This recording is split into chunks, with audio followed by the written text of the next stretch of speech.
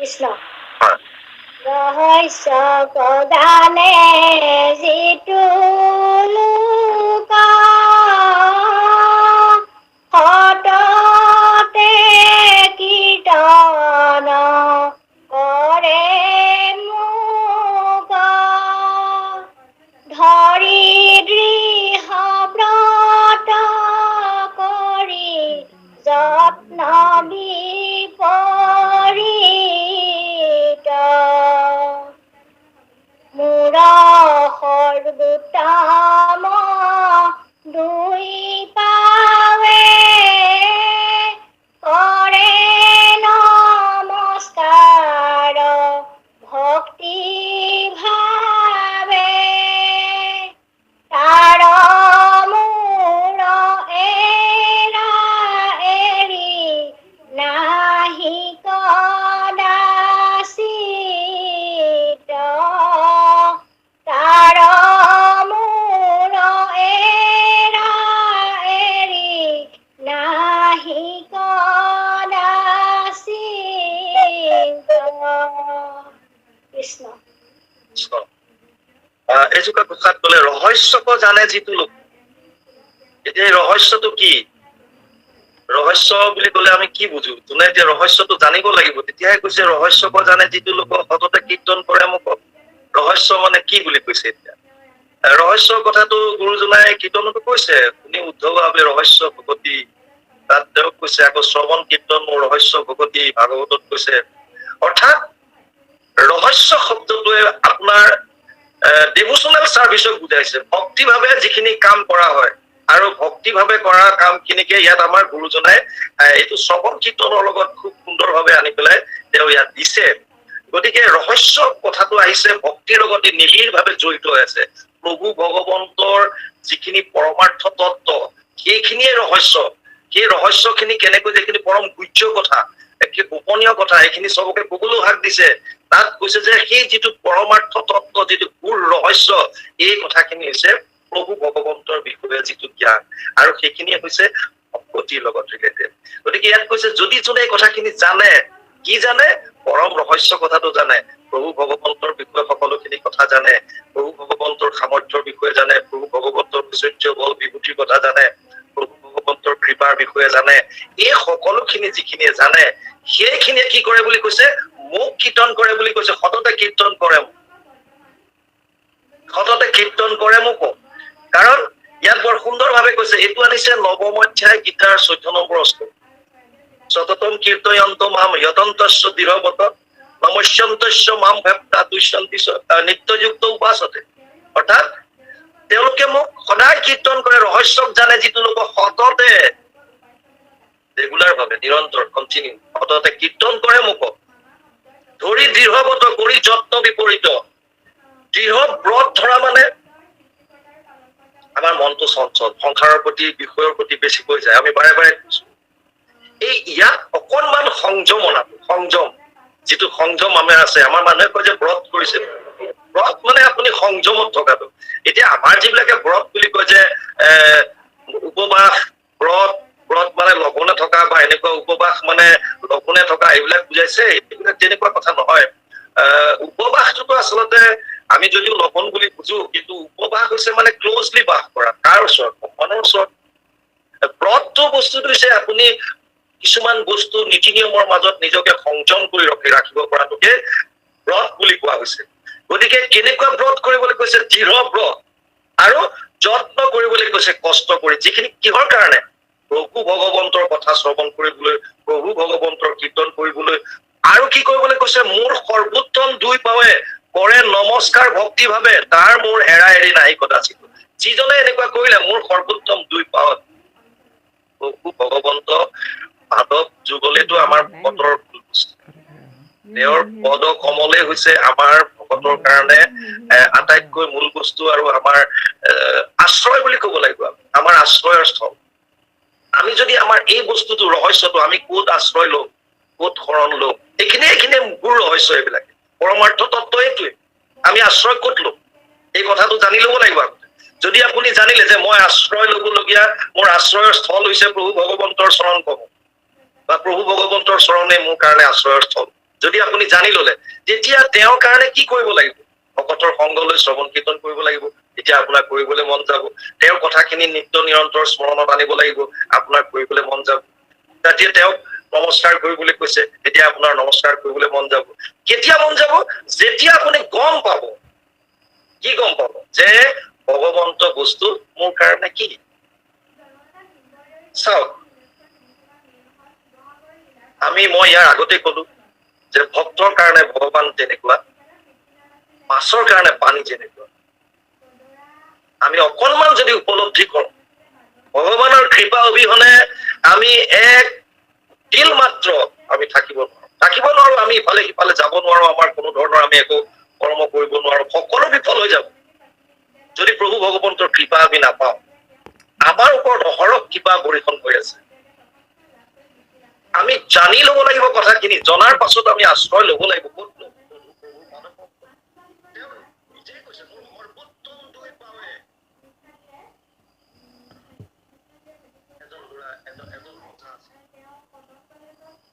ৰজাজনৰ সন্তান নাছিল।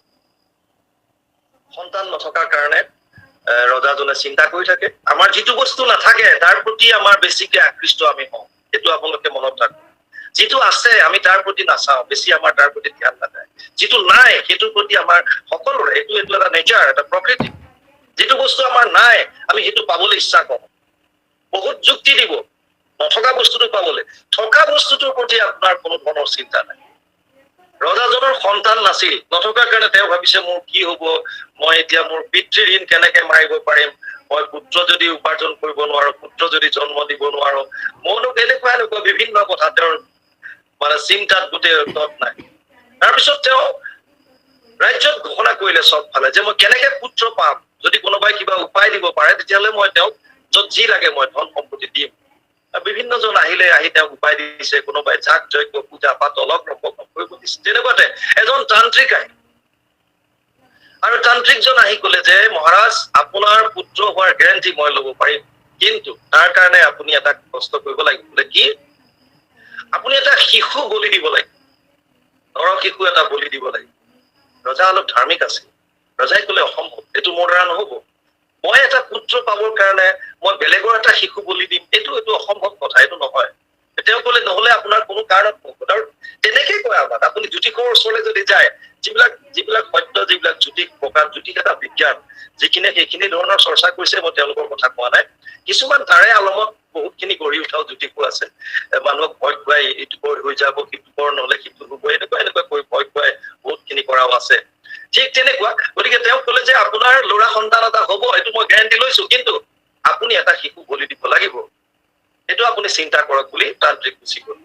ৰজাজন, মই কৈছো যে অলপ হলেও ধৰ্মৰ ভাৱ এটা আছে, গতিকে তেওঁ ভাবিলে যদিও ৰজা, মই জোৰ কৰি ক'ৰ পৰা শিশু এটা লৈ আহিব পাৰো, কিন্তু তেওঁ তেনেকুৱা নকৰিলে। আৰু ৰাজ্যত ঘোষণা দিলে যে যদি কোনোবাই নিজ ইচ্ছা মতে যদি এটা শিশু বলি দিবৰ কাৰণে যদি মোলৈ দিয়ে, উচৰ্গা কৰি দিয়ে, আগবঢ়াই দিয়ে, তেতিয়াহলে তেওঁক মই যিমান ধন সোণ লাগে সমস্ত সেইখন দেশত এটা পৰিয়াল আছিল, যিটো পৰিয়ালত 12টা সন্তান আছিল। 12টা। একো আচৰিত হবলগীয়া নাই। এতিয়া মোৰ আৰু মোৰ ল'ৰা ছোৱালী, বা এতিয়াতো এটা যথেষ্ট বুলি কয়, আগতে তেনেকুৱা আছিল। আমাৰ নিজৰে 6টা ল'ৰা ছোৱালী, মা দেউতা, গতিকে তেনেকুৱা একো নাই। আগতে 12টা একো কথা নহয়। যি কি নহওক, 12টা ল'ৰা ছোৱালী আছিল।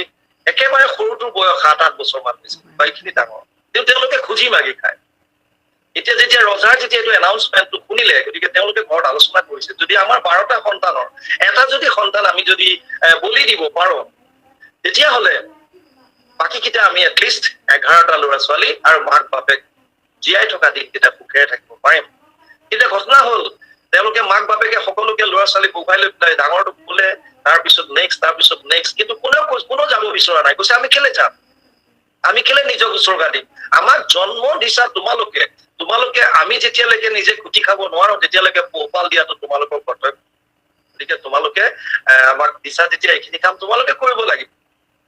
কিন্তু একেবাৰে সৰুটো যিটো 7 বছৰীয়া যিটো ল'ৰা, ই সৰুৰে পৰা তাৰ মন সদায় সাধু সংগৰ প্ৰতি, ভকতৰ প্ৰতি। গতিকে কৰবাত যদি ঈশ্বৰৰ চৰ্চা হৈ তাততো একান্ত মনে শুনে, আৰু কথাবিলাক ঈশ্বৰৰ প্ৰতি তাৰ ভক্তি এটা আছে। সি আগবাঢ়ি কলে যে মা দেউতা আৰু বাইদেউ দাদাহঁত, তোমালোকে চিন্তা কৰিব নালাগে, মই নিজে যাম আৰু মই তোমালোকৰ কাৰণে মোৰ নিজৰ জীৱনটো মই কৰিম। কিন্তু এতিয়া ঘটনা হ'ল, যদিও তেওঁ কৈছে, তেওঁ মনত এটা ভাৱ আছিল যে মই কথাটো কৈছোহে, মোক মা দেউতাই ক'ত যাবলৈ দিব। সেইটো চবৰে থাকে, নিজৰ মৃত্যুৰ প্ৰতি কাৰ অকমান হলেও মোহ নাইকিয়া। গতিকে মৃত্যুৰ পৰা হাত সাৰিবৰ কাৰণে সকলোৰে এটা মোহ আছে যে মই যাতে নমৰো, এইটো সকলোৱে বিচাৰে। সি যদিও কৈছে, ক'লেও ভাবিছে মা দেউতাই মোক ৰাখিব।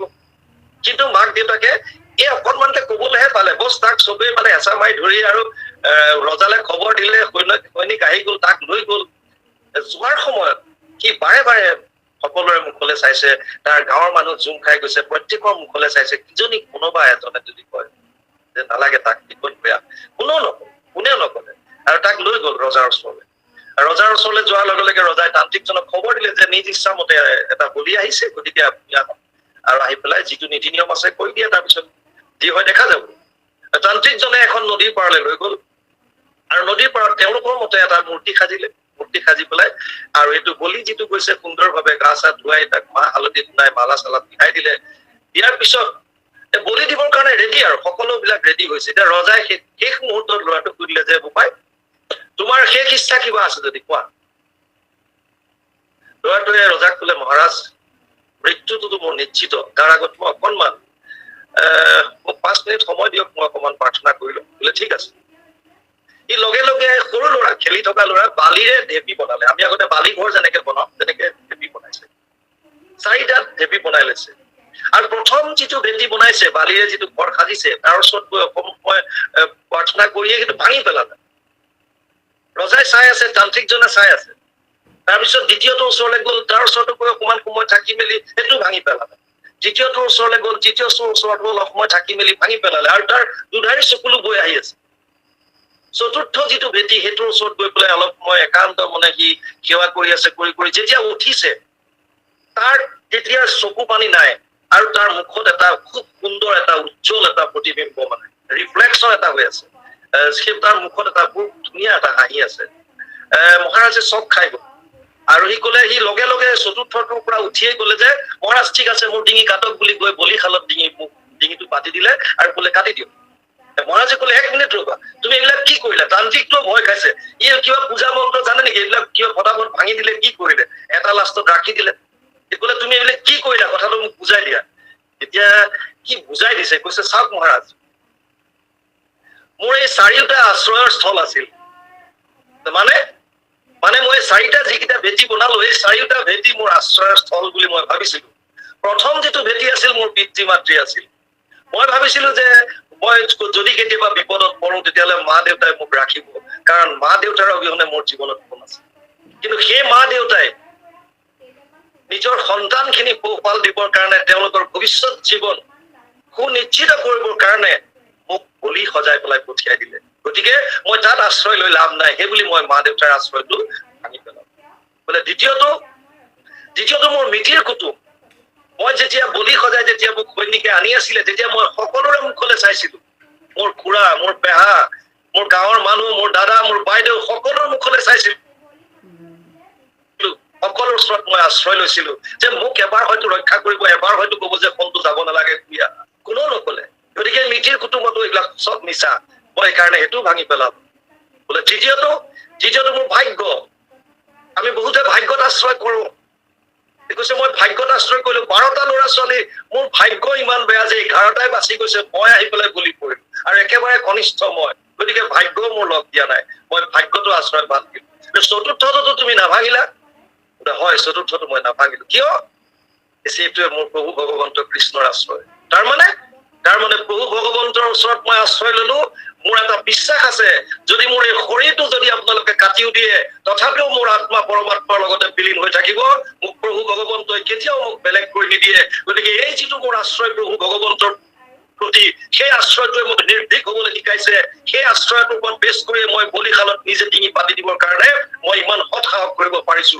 গতিকে মোৰ ভগৱন্তৰ চৰণত যিটো বিশ্বাস, সেই আশ্ৰয়স্থলে হৈছে মোৰ মেইন। গতিকে মহাৰাজ, আজি আপুনি আৰু চাব নালাগে, আপুনি মোৰ ডিঙি কাটি দিয়ক। তান্ত্ৰিকটোৱে যেতিয়া কাটিবলৈ ধৰোতে মহাৰাজে কলে, খবৰদাৰ বছ, ৰৈ যা। কিয়? কি গেৰাণ্টি আছে এইটো শিশু বলি দিয়াৰ পিছত মোৰ যিটো সন্তান হব, ই এনেকুৱা ধাৰ্মিক হব? কি গেৰাণ্টি যে এই সন্তানটো বলি দিয়াৰ পাছত যে মোৰ সন্তান হবই, কি গ্যাৰান্টি আছে এনেকুৱা এটা সংস্কাৰী পুত্ৰ মোৰ জন্ম হ'ব? তান্ত্ৰিকক কলে নালাগে, এই ল'ৰাটোক বলি সজাই পঠিয়াই দিছে, ই যিহেতুকে মোৰ, গতিকে মই ইয়াক তুলনীয়া পুত্ৰ হিচাপে গ্ৰহণ কৰিলো, ইয়ে মোৰ পুত্ৰ হব। এয়াই হৈছে কৃষ্ণৰ আশ্ৰয় লোৱাৰ মানুহৰ এনেকুৱাই হব পাৰে। তেওঁ ইচ্ছা কৰিলে মুকং কৰতি বাচালম পংগুং লংঘয়তে গিৰিম যত কৃপা তমহং বন্দে পৰমানন্দম মাধৱম। এয়াই হৈছে ৰহস্য। এই বস্তুখিনি আমি যদি গম পাওঁ, তেতিয়াহ'লে তেওঁৰ আমি সততে আমি কীৰ্তন কৰিব পাৰিম, তেওঁৰ নাম আমি তেওঁৰ প্ৰতি আমি নমস্কাৰ কৰিব পাৰিম। ইয়াত যিখিনি মহাপুৰুষে কথা লিখিছে, ৰহস্য জানে যিটো, এই ৰহস্য কথাবিলাক পৰমাৰ্থ তত্ত্ব যিটো গম পালে, এই কথাখিনি জনাৰ পাছত সততে কীৰ্তন কৰে মুখক ধৰি দৃঢ়গত কৰি যত্ন বিপৰীত। যি কৰিবলগীয়া আছে আপুনি তাকে কৰিব পাৰিব। যেনেকুৱা কষ্ট আহিলেও আপুনি প্ৰভু চৰণৰ পৰা মনটো আঁতৰ নকৰে। মোৰ সৰ্বোত্তম দুই বাবে কৰে নমস্কাৰ ভক্তি ভাৱে, তাৰ মোৰ এৰি নাহি কদাচিত। কোনো কাৰণত আপোনাক বিপদত পৰিবলৈ নিদিয়ে, কোনো কাৰণত বিপদত পৰিবলৈ নিদিয়ে। তাৰ জ্বলন্ত উদাহৰণ অৰ্জুন। অৰ্জুনে কিমান প্ৰতিজ্ঞা কৰিছে আপোনালোকে ভাগৱতত পাইছে, বাৰে বাৰে প্ৰতিজ্ঞা কৰে। কিহৰ ওপৰত ভিত্তি কৰি কৰে? এই প্ৰতিজ্ঞাবিলাক যে কৰে, তেওঁ জানে যে মোৰ সাৰথী, মোৰ পৰম বান্ধৱ কৃষ্ণ মোৰ লগত আছে, গতিকে মই প্ৰতিজ্ঞা কৰিলো। আপোনালোকে দেখিছে তেওঁ কেইবাবাৰো তেওঁ প্ৰতিজ্ঞা কৰিছে অৰ্জুনে এনেকুৱা, য'ত ভগৱান কৃষ্ণই গৈ ৰাখিবলগীয়া।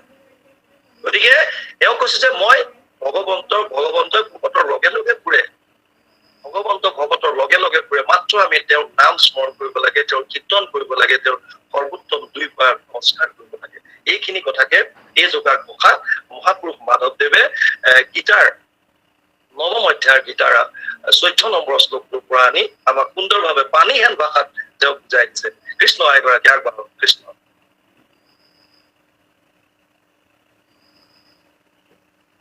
কৃষ্ণ। মাধৱে কহন্ত অৰ্জুন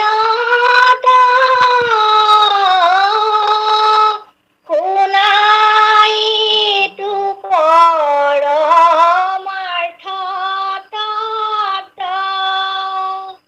ভকতে হে মোৰ মহিমা জানে নিশেষ, তত্ত্বৰূপে সখী জানি মোক তৰিয়া দুৰ্ঘোৰ দুখ শোক, অন্তকালে গয়া মাত উৱে প্ৰবেশ, অন্তকালে গয়া মাত উৱে প্ৰবেশ। কৃষ্ণ।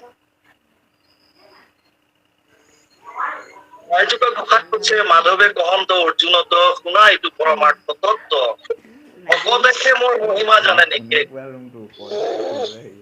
ভকতেহে মোৰ মহিমা জানে নিকে, তত্ত্বৰূপে সখী জানি মোক তৰিয়া দুৰ্ঘোৰ দুখ শোক, অন্তকালে গয়া আমাত ভক্তিয়া মাম অভিজানাতি যাবান যৎস্বামি তত্ত্বতঃ, ততো মাম তত্ত্বতো গীত্বা জ্ঞাত্বা বিশতে তদনন্তরম। অষ্টাদশ অধ্যায় গীতা 55 নম্বৰ শ্লোক।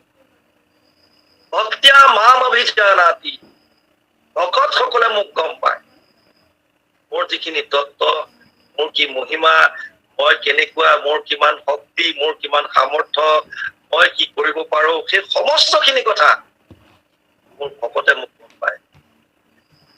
ভক্তিয়া মাম অভিজানাতি, ভকত সকলে মোক গম পায়, যাবান যস্বামি তত্ত্বতঃ, মই যেনেকুৱা, মই যিমান, এই সমস্তখিনি ভকতে মোক গম পায়।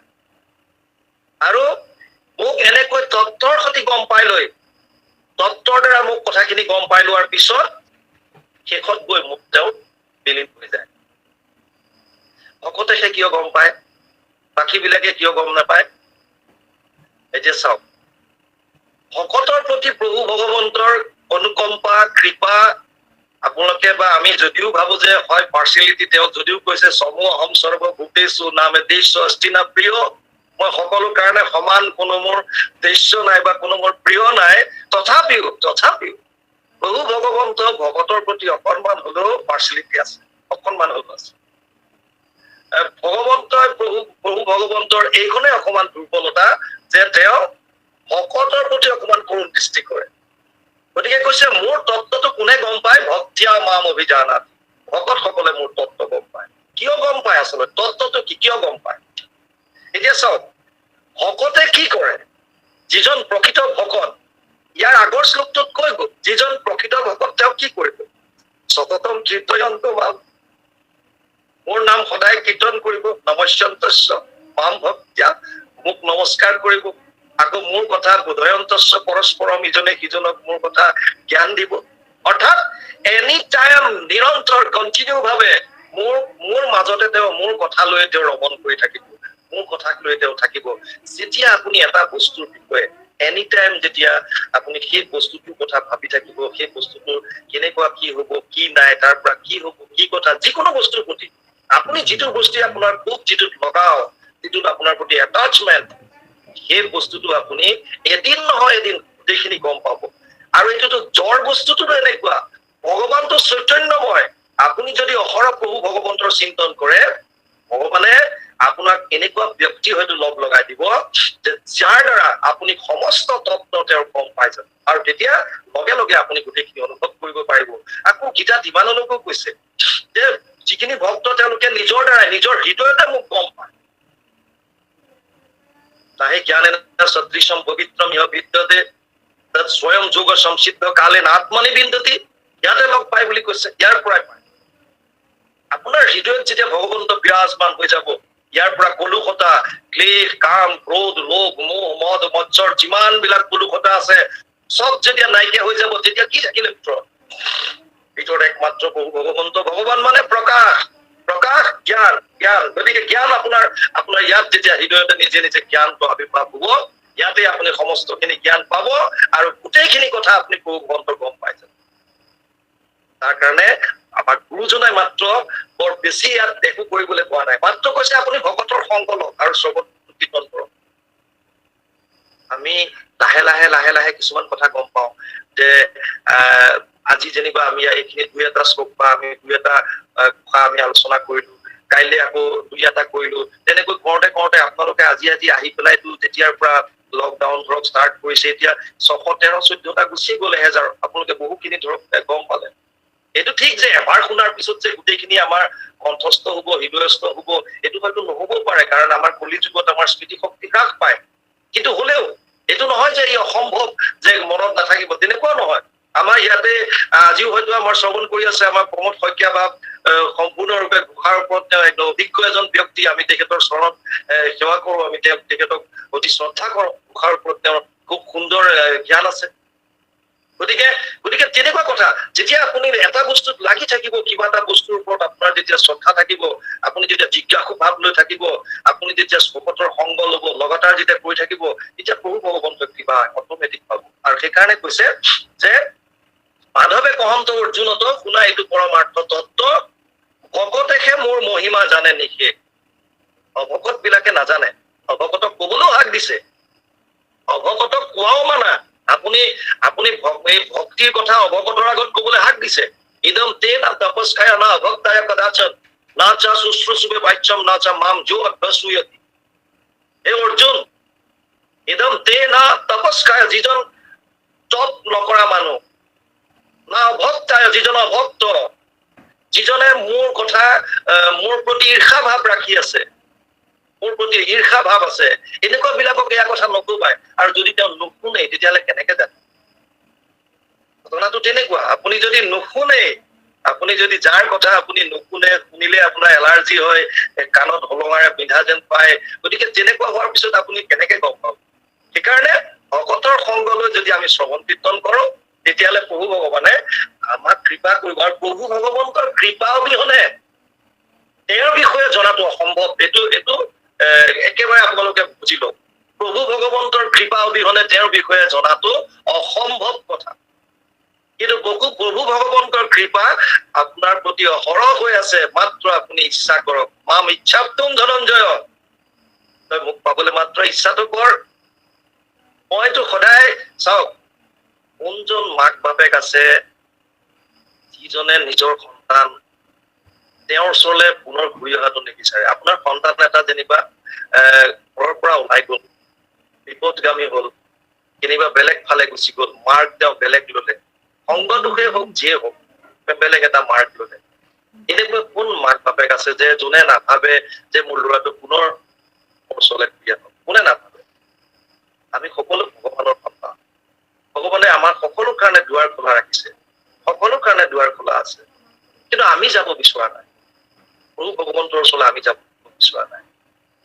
ৰাজস্থানত এজন মানুহ আছিলে, তেওঁৰ এটা ল'ৰা আছিল, আৰু ল'ৰাটোৱে বাপেকৰ লগত এদিন জেদ লগালে যে দেউতা কিবা কথাত তেওঁলোকৰ তৰ্কাতৰ্কি লাগিল, আৰু বাপেকে কলে যে তই এনেকে থাকিলে কেনেকে হব, তইতো একোৱেই কৰিব নাজানো, মই থকালৈকে তোৰ চিন্তা নাই, কিন্তু মোৰ কিবা এটা হোৱাৰ পাছত তই কেনেকে চলিবি? সি কলে এনেকুৱা কথা নাই, আপুনি মোক 1 লাখ টকা দিয়ক, মই বিজনেছ কৰি দেখাই দিম। সি গমেই পোৱা নাই সংসাৰ কেনেকুৱা। আৰু বাপেকেও ভাবিলে যেতিয়া সি খুজিছে মই তাক দি দিওঁ, যি বিচাৰিছে মই দি দিওঁ। আপুনি ভগৱানৰ ওচৰতো যি বিচাৰে ভগৱানে প্ৰথমতে চাই অকমান যে ইয়াক এইটো বস্তু ইয়াৰ উপযুক্ত নহয়, গতিকে মই নিদিওঁ। কিন্তু আপুনি ভগৱানক তেতিয়া কয় যে বাপৰে ভগৱানেতো পাৰ্চনেলিটি কৰিছে, মোক যিটো বস্তু লাগে নিদিয়ে, কিন্তু সেইটো দিলে যে আপোনাৰ অপকাৰ হব, সেইকাৰণে ভগৱানে দেৰি কৰি আছে, দিয়া নাই, এই কথাটোতো আপুনি বুজিব নোৱাৰে।